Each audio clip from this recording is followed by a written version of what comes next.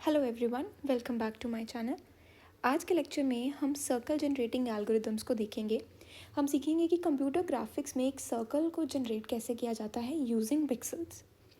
तो सर्कल को जनरेट करने के काफ़ी सारे मेथड्स हैं। Polynomial method, trigonometric method, incremental method, Bresenham's method of circle drawing and lastly mid point circle drawing algorithm. इस वीडियो में हम सबसे पहले मेथड पे फोकस करने वाले हैं, that is polynomial method of circle drawing.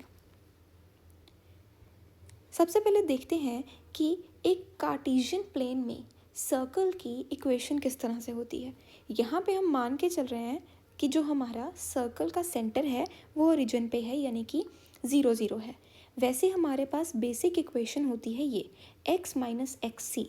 यहाँ पे एक्स सी और वाई सी हमारे सेंटर के कोऑर्डिनेट्स हैं। x माइनस एक्स सी का whole square plus y minus y c का whole square is equals to r square, ये होती है हमारी बेसिक इक्वेशन। और क्योंकि हम मान के चल रहे हैं कि हमारा जो सेंटर है वो ओरिजिन पे है, तो ये इक्वेशन शॉर्ट हो जाती है इस इक्वेशन में। X square minus y square is equals to r square. अब इसे समझते हैं एक डायग्राम से। ये हमारे एक सर्कल की डायग्राम है, जैसे कि हमने 8 ऑक्टेंट्स में डिवाइड किया है। अगर आपने मेरी लास्ट 8 वे सिमेट्री की वीडियो नहीं देखी, so please go check it out. तो आपको पता चल जाएगा कि हमने 8 वे सिमेट्री क्यों फॉलो की है और 8 वे सिमेट्री के पॉइंट्स हमारे पास जनरेट कैसे हुए हैं, क्योंकि इस एल्गोरिथम में हम डायरेक्टली वो पॉइंट्स यूज़ करने वाले हैं। सो अब ये हमारे पास बने हैं ऑक्टेंट्स और हर एक ऑक्टेंट 45 डिग्री के एंगल पर है। मैं बेसिकली इस ऑक्टेंट में काम करने वाली हूँ और यहाँ पे मैं एक ट्रायंगल जनरेट कर रही हूँ कुछ इस तरह से। ये वाला एंगल होगा एंगल 90 और अगर मैं इस ट्रायंगल को नाम दूँ ओ ए बी, ठीक है, तो जो मेरे पास ये वाला एंगल है ये है 45, ये वाला एंगल मेरे पास है 90। तो हमें पता है कि ट्रायंगल के सारे एंगल्स का सम होता है 180 डिग्रीज। तो अगर ये 45 है, ये 90 है, तो ऑफ कोर्स जो ये वाला एंगल निकल के आएगा that will be also 45 degrees. ये हमारा जो है ये हमारा है रेडियस ऑफ द सर्कल। तो इसे हम किससे डिनोट करेंगे? आर से। ये जो हमारा है ये है हमारा एक्स कोऑर्डिनेट की वैल्यू और ये है हमारी वाई कोऑर्डिनेट की वैल्यू, यानी कि ये वाला जो पॉइंट हमारा बन जाता है ये बन जाता है एक्स कॉमा वाई। अब हमें मेन करना क्या है? हमें ये पता लगाना है कि ये एल्गोरिदम स्टॉप कब होगा, क्योंकि एल्गोरिदम शुरू होगा पिक्सल जनरेट करना इस पॉइंट से, ठीक है, और आगे जाता जाता इसे स्टॉप करवाना है इस पॉइंट पे, क्योंकि अगर एक ऑक्टेंट जनरेट हो गया तो बाकी सारे ऑक्टेंट्स अपने आप जनरेट हो जाने वाले हैं। तो उसे स्टार्टिंग पॉइंट तो पता है कि वो 0 से स्टार्ट करेगा जब x 0 होगा, क्योंकि अगर पॉइंट y एक्सिस पे है तो इसका मतलब x की वैल्यू 0 होने वाली है। तो हमें इस पॉइंट पे x की वैल्यू चाहिए ताकि हम उसे स्टॉप कंडीशन बता सकें कि कब तक वो एल्गोरिदम रन हो। तो अब ये कैसे आएगा? जैसे कि हमने यहाँ पे देखा कि ये वाला एंगल 45 है और ये वाला एंगल भी 45 है, और हमने छोटी क्लासेस में एक थ्योरम की हुई है कि angles lines opposite to equal angles are also equal. सब इस एंगल के ऑपोजिट ये लाइन है ए बी और इस एंगल के ऑपोजिट ये लाइन है ओ ए, यानी कि इन दोनों की लेंथ सेम होने वाली है। यानी कि हम ये भी कह सकते हैं कि जितना x होगा उतना ही y होगा। तो हम इस पॉइंट के लिए इन दोनों की डिनोशन सेम ले लेते हैं, से l, कोई भी l वेरिएबल हम इन दोनों के लिए चूज़ कर लेते हैं। इसे x और y नहीं लिखते, रादर l वेरिएबल लिख लेते हैं,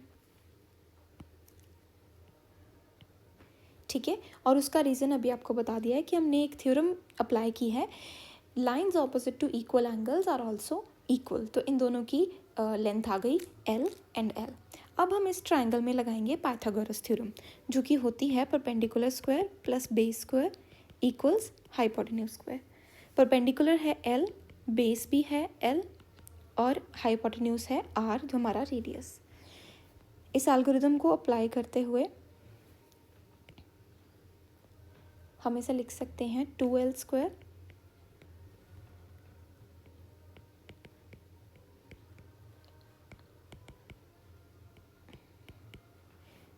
जो आर है वो अंडर रूट से बाहर आ जाएगा बिकॉज वो आर स्क्वायर है, तो वो अंडर रूट से बाहर आ गया और 2 के साथ अंडर रूट अभी भी रहेगा। यानी कि एल की वैल्यू कितनी आ गई, ये पॉइंट हमारे पास आ गया r/√2 r/√2। यानी कि अब हम एल्गोरिदम को कंडीशन दे सकते हैं कि वो कहाँ से कहाँ तक चले। स्टार्ट हो जब x 0 है और रुक जाए जब x की वैल्यू r/√2 हो जाती है। ये हमारी एक कंडीशन क्रिएट हो गई। अब हम देखते हैं कि इसकी एल्गोरिदम कैसे वर्क करेगी। सबसे पहला स्टेप हमारा होगा वैल्यूज़ को इनपुट कराना। वैल्यूज़ कौन सी इनपुट होंगी, जैसे कि रेडियस इनपुट होगा सर्कल का, कि रेडियस क्या होगा वो यूज़र से इनपुट करवाएंगे। और h, k ये हम ले रहे हैं सेंटर कोऑर्डिनेट्स यहाँ पे, क्योंकि एक्स सी वाई सी को डिनोट करना मुश्किल है प्रोग्राम में, तो हम एल्गोरिथम के अकॉर्डिंग इजी डिनोशन ले रहे हैं। एच और के जो कि सर्कल के सेंटर कोऑर्डिनेट्स हैं,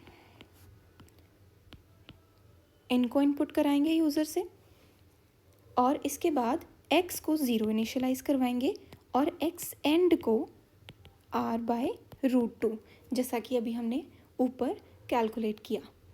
x शुरू होगा, एल्गोरिदम शुरू होगी जब x 0 है, यानी कि इस y एक्सिस पे है तो x 0 होगा। और कब तक चले, जब तक x की वैल्यू r/√2 हो। और उसके बाद i हम एक वेरिएबल लेंगे जिसमें हमारा स्टेप साइज स्टोर्ड होगा, क्योंकि जब हम पिक्सल्स के थ्रू एक सर्कल ड्रॉ कर रहे हैं तो उस केस में हमें हर एक पिक्सल के बाद का इंक्रीमेंट देना होगा कि सेकंड पिक्सल कितनी दूरी पे ड्रॉ हो। तो वैसे सर्कल के केस में हम मोस्टली स्टेप साइज लेते हैं 1.0 डिवाइडेड बाय r, हम ये लेते हैं। बट अगर ये नहीं लेना तो हम बहुत छोटा स्टेप साइज रखते हैं, जैसे कि 0.01 वैल्यू। ये बहुत छोटी वैल्यू है, अगर बड़ी वैल्यू देंगे तो पिक्सल्स बहुत दूर दूर ड्रॉ होंगे और सर्कल पूरी फॉर्म नहीं ले पाएगा। तो पिक्सल्स क्लोज होने के कारण स्टेप साइज हमेशा हमें छोटा ही रखना चाहिए। Moving to the next step, step number 2 में हम क्या करेंगे, चेक करेंगे कि हमारा सर्कल ड्रॉ हुआ है या नहीं, ठीक है। या फिर हम सीधा यहाँ पे वाइल लूप भी लगा सकते हैं कि वाइल लूप चले जब तक जो हमारा x है वो लेस देन और इक्वल टू x एंड है, तब तक हमारा पूरा प्रोसीजर चलता रहे।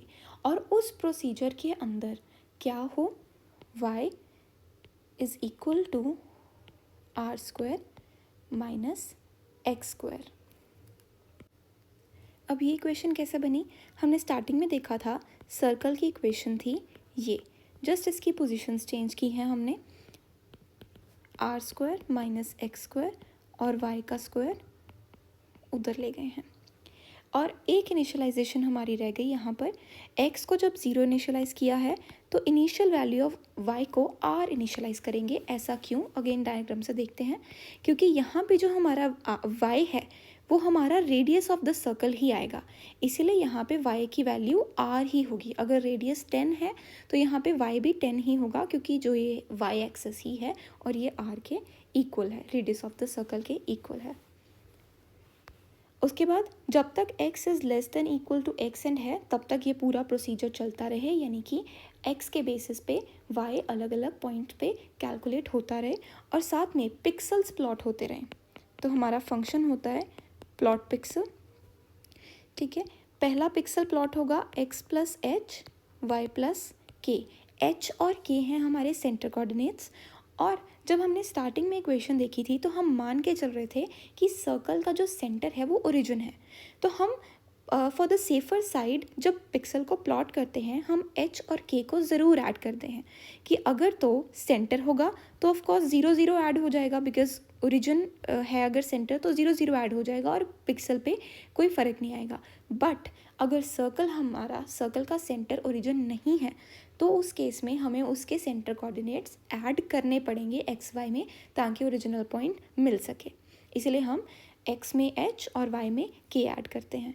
और जैसा कि हमने लास्ट वीडियो में सीखा था कि जो हमारी 8 वे सिमेट्री है उसके पॉइंट्स हम कैसे याद रखते हैं, तो पहले x plus h y plus k और सेकेंड टाइम एक को नेगेटिव कर दो दूसरे को पॉजिटिव रहने दो, थर्ड टाइम दूसरे को नेगेटिव कर दो, एंड फोर्थ टाइम दोनों को नेगेटिव कर दो। और उसके बाद हमें पता है कि पोजीशंस चेंज करनी होती हैं पॉइंट की, तो अगेन प्लॉट पिक्सल। जब हम इसे प्रोग्राम में इम्प्लीमेंट करते हैं तो जो फंक्शन हम यूज़ करते हैं वो होता है पुट पिक्सल, ठीक है। और अब इसके पॉइंट्स क्या बनेंगे, y plus h, x plus k, फिर minus y plus h, x plus k, minus x plus k, और फिर दोनों नेगेटिव। बट ये ध्यान रहे कि जो सेंटर कोऑर्डिनेट्स हैं वो इसी सीक्वेंस में ऐड होंगे, एच पहले वाले में ऐड होगा और के दूसरे वाले में ऐड होगा, क्योंकि जैसा कि हमने लास्ट वीडियो में समझा था 8-वे सिमेट्री वाली वीडियो में, कि हम सिर्फ वैल्यूज़ को इंटरचेंज कर रहे हैं। पहला वाला कोऑर्डिनेट अभी भी एक्स ही है और दूसरा वाला अभी भी वाई ही है, सिर्फ उनकी वैल्यूज़ इंटरचेंज हो रही हैं। और जब पूरा पिक्सल प्लॉट हो जाएगा, पूरा एक ऑक्टेंट हो जाएगा, तो फिर उसके बाद हम क्या करेंगे, एक्स को इंक्रीमेंट करेंगे। एक्स को इंक्रीमेंट किससे करेंगे, स्टेप साइज जो कि हमारा आई है, और हमने जैसे कि डिस्कस किया था आई यहाँ तो 1.0/r भी हो सकता है, और अगर वैल्यू इनिशियलाइज नहीं करनी है तो डायरेक्टली हम एक्स को 0.01 से भी इंक्रीमेंट कर सकते हैं। और उसके बाद ये loop again and again check होती रहेगी जब तक हमारा पूरा सर्कल ड्रॉ नहीं हो जाता। So this was polynomial method of circle drawing. I hope आपको ये एल्गोरिदम क्लियर रहा होगा। Stay tuned for more such videos. Thank you for watching.